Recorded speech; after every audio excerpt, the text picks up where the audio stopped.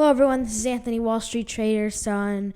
And before we get into this video, let's go through the disclaimer real quick. This is not financial advice. The opinion you should follow should be your own and or with a financial advisor. This video is for educational purposes and to outline my own personal opinions as well. Intraday Updates on twitter.com, the link's in the description.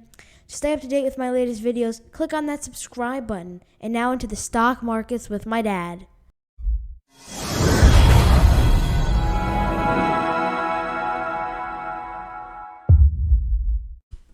Good afternoon, everyone. This is Anthony, Wall Street Trader. It's 2:53 p.m. Eastern Standard Time on Monday, June 28th, 2021.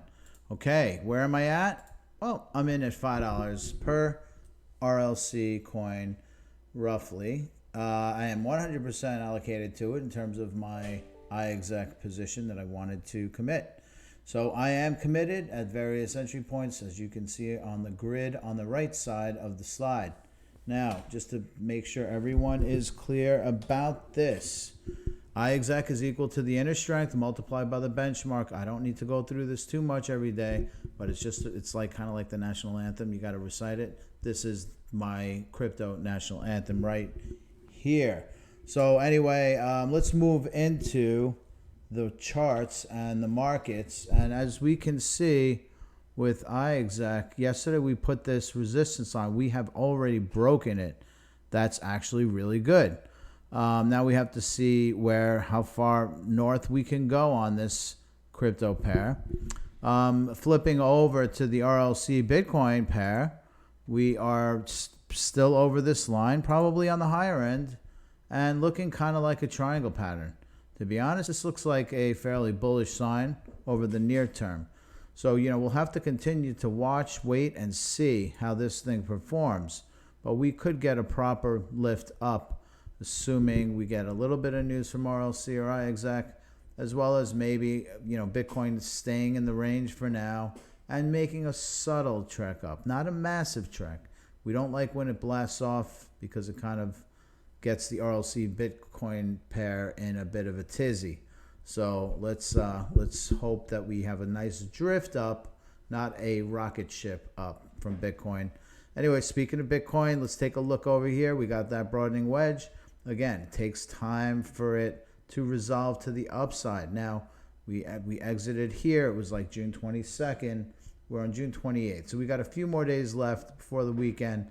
I'd like to see this thing pop up properly and make a proper long W happen. But look, it might not happen that way. Again, as I've mentioned in the past, these are an odds game. It doesn't mean you're going to be right 70% of the time. It's like more like 55-45 because everyone's already in on the game, or at least most people are. So we all trade based on patterns, and there's heaps of technical traders out there that do the same thing I do. So just be aware of that. Nothing's perfect here. Now let's go into the Bitcoin discussion here. And by the way, just on Bitcoin, one last point, we really want to just hop over this green line so that this line will continue on to the end of the year, which is right around here, to 80,000. That's our goal, and that's part of the prediction in the overall view of RLC. As you can see in the chart, this screen here, part of my projection is benchmark being at 80,000, as well as projecting what the inner strength would be in order for me to compute where I think RLC US dollar would be.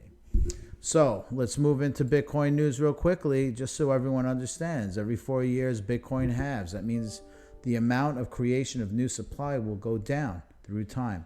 And as a result of that, what will happen is the amount of inflation in Bitcoin will naturally drift downward. Well, while that's going on, U.S. inflation, because they can print unlimited amounts of paper dollars, they can do that till kingdom come.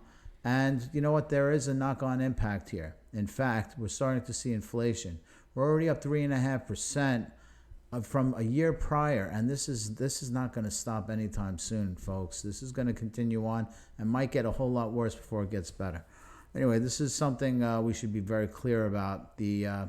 The liberal policy, meaning the amount of money that the Fed has decided to just print, is very liberal in nature, in the sense, not liberal in terms of like Democrat, Republican. Liberal meaning just they're just doing whatever it takes just to keep people happy, printing massive amounts of money.